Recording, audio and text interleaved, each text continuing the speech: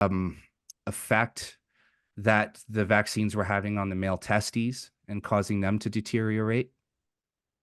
Pfizer knew all of this, and I asked her very straightforward and bluntly if she felt that knowing what they knew, if the rollout of the vaccines, if there was something intentional in the act. And she said she believes that it was intentional. And that, to be blunt, that this is point A in a depopulation agenda.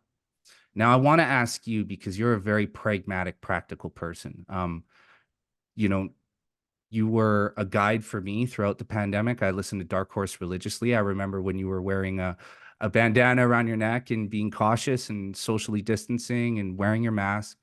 And I watched you slowly transition and become a dissident. And I appreciate the caution and the care that you took in doing that, because you understood you had a very loud voice. There were a lot of dum-dums like me out there listening to you who may misconstrue certain ideas if you were to put them out without carefully explaining them. So I want to ask you, is a potential depopulation agenda something you've considered? And if so, what conclusions have you drawn from it? Yeah, of course I've considered it. Here's what there is a toolkit one has to deploy to think about complex scenarios like this one. There's a question of what's possible, what may have happened, and then there's a realm of what is there evidence for. I would say, and then you set a floor of what you believe.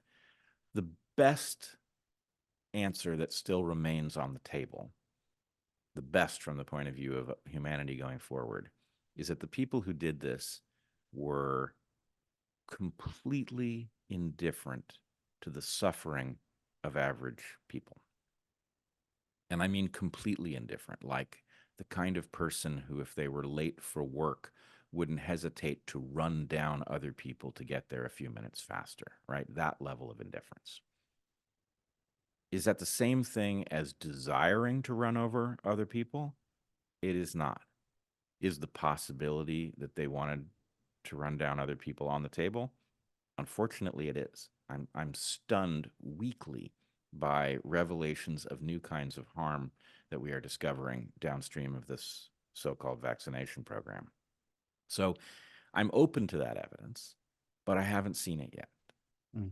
So, to my way of thinking, the person who is willing to run down innocent citizens walking down the street in order to get to work faster is sufficient menace to be at the top level of alarm, and to be open to the possibility that they are indeed worse than that, that they are intentionally aiming for people.